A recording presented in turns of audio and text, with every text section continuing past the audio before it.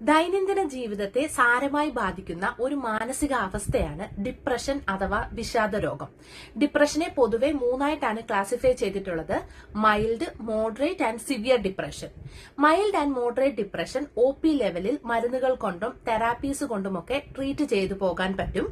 എന്നാൽ severe ഡിപ്രഷനിൽ ഇൻപേഷ്യന്റായി admit ചെയ്ത് treatment എടുക്കേണ്ടി വരും. ഡിപ്രഷന്റെ പ്രധാന ലക്ഷണങ്ങൾ: പ്രതീക്ഷയില്ലായ്മ, താല്പര്യമില്ലായ്മ, അതായത് മുന്നേ സന്തോഷത്തോടെ ചെയ്തുകൊണ്ടിരിക്കുന്ന കാര്യങ്ങൾ പോലും ഇപ്പോൾ ചെയ്യാൻ ഒരു താല്പര്യവുമില്ലാത്ത അവസ്ഥ, അനാവശ്യമായ കുറ്റബോധം, ആത്മനിന്ദ, അമിതമായ ക്ഷീണം, തളർച്ച, നിരാശ, വിഷമം, ശ്രദ്ധക്കുറവ് എന്നിവയൊക്കെയാണ്. ഡിപ്രഷൻ പേഷ്യന്റിൽ പൊതുവെ കാണപ്പെടുന്ന മറ്റു 2 ലക്ഷണങ്ങളാണ് വിശപ്പില്ലായ്മയും ഉറക്കമില്ലായ്മയും.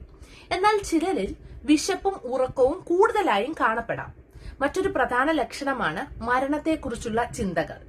ചില സാഹചര്യങ്ങളിൽ ഇത് ആത്മഹത്യയിലേക്കും നയിച്ചേക്കാം. പുരുഷന്മാരെ അപേക്ഷിച്ച് സ്ത്രീകളിലാണ് ഡിപ്രഷൻ കൂടുതലായും കാണപ്പെടുന്നത്. ഡിപ്രഷൻ ഉണ്ടാകാനുള്ള ഒരു പ്രധാന കാരണമാണ് പാരമ്പര്യം. അതുപോലെ അമിതമായ സ്ട്രെസ്, ഡ്രഗ് അബ്യൂസ്, ന്യൂറോ ട്രാൻസ്മിറ്ററായ സെറോട്ടോണിന്റെ കുറവ് ഇവയൊക്കെ ഡിപ്രഷനിലേക്ക് നയിച്ചേക്കാം. ട്രീറ്റ്മെന്റ് പലതരത്തിലുള്ള തെറാപ്പീസും മെഡിക്കേഷൻസുമാണ്.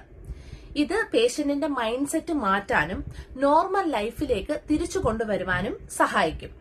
ട്രീറ്റ്മെന്റ് യൂഷ്വലി 6 മാസം മുതൽ 1 ഇയർ വരെ എടുത്തേക്കും.